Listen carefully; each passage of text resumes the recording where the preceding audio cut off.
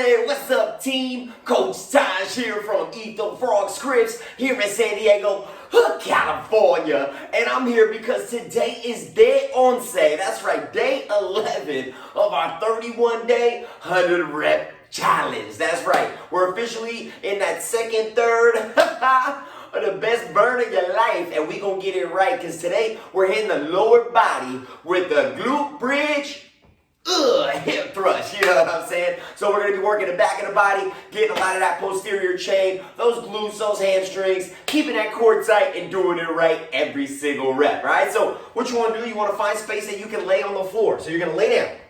You're going to bring those feet flat to the floor. But before you do any thrusting of the hips, you want to make sure your core is active right out the gate. So what I like to do is flip my pelvis and drive my belly into the floor. Once again, we don't want that lower back to have any space before we begin. That's how you know you have that nice activation in that midsection. Now, from there, if you can see that my heels are directly under my knees, what I'm going to do is I'm going to drive my feet into the floor as I firmly drive my belly into the floor to create that solid foundation.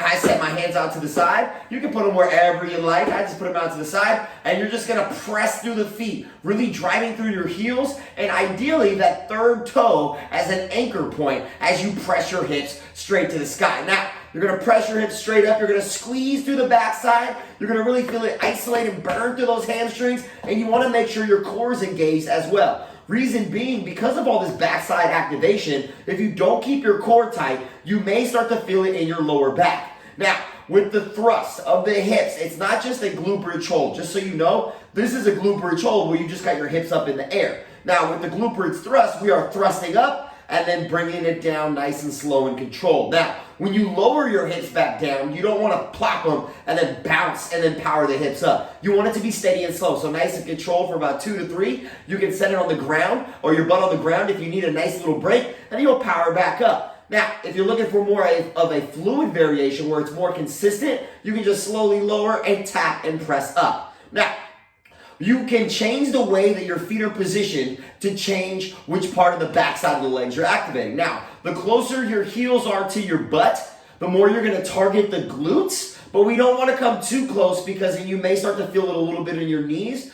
Or you can bring your feet out further for more of a challenging variation. What that does is it takes your feet further from your midline and it forces your hamstrings to take some more of that load as well. So that is a great variation if you're looking for more of a challenging variation. Now, if this glute bridge hip thrust is something that you're just having a difficulty, let's say you just are like, Taj, this is pretty difficult, I want to get used to the movement, what I recommend is you're just going to press up as high as you can, set it down, and then take a breather. Maybe you even take one foot off, take the other foot back down, power it up, and then bring it back down. And then take that breather so you can give that whole backside a break in between reps. Power it up, breathe, breathe. Now, if you're still having a difficulty with getting your hips up, you can even start to help by pressing your elbows into the floor. What you'll notice is if you press your elbows into the floor, you'll be doing some of the pressing with the upper body and take some of the strain and difficulty off of the lower body.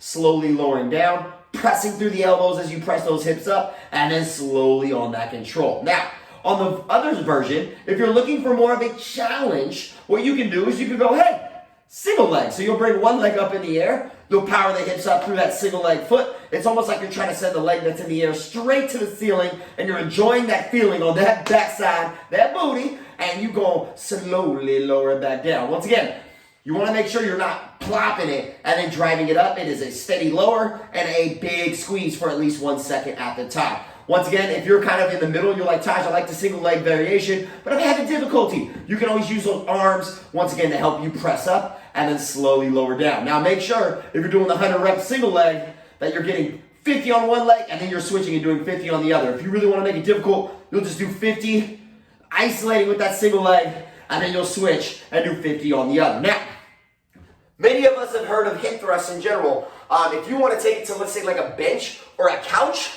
you can always bring your upper back to that piece of equipment or that couch or that bench, and you can power up from there. Now, this is a more challenging variation. If you choose to do the hip thrust from an elevated surface, make sure you keep your chin tucked in, almost like you're trying to make a double chin, just so you can keep your spine nice and straight. Now, you can add load to your hips, so you can add, let's say, a water bottle. you can add any type of weight that you would like to your hips, whether you're on the floor, bring it to those hips, whether you're single leg, or even if you're on that elevated surface. But remember, today's movement and the challenge for today is really all about floor presence and working your way up from the ground. Now, once again, you can choose a more challenging variation of like an elevated hip thrust, but with the true glute bridge, you are on the ground, all right? So there you go, that's all you got. Yeah, it's a day 11. Add that weight. Once again, the further out your feet are from your body, the more your hamstrings are gonna have to work. So maybe you're taking it up super far, you'll see, and you'll feel that big tightness. Just make sure you're nice and loose. Once again, the closer your heels are to your butt, the more you're hitting those glutes. You can always add a little bit of leg drive in there. You can add weight for a challenge or even go single leg.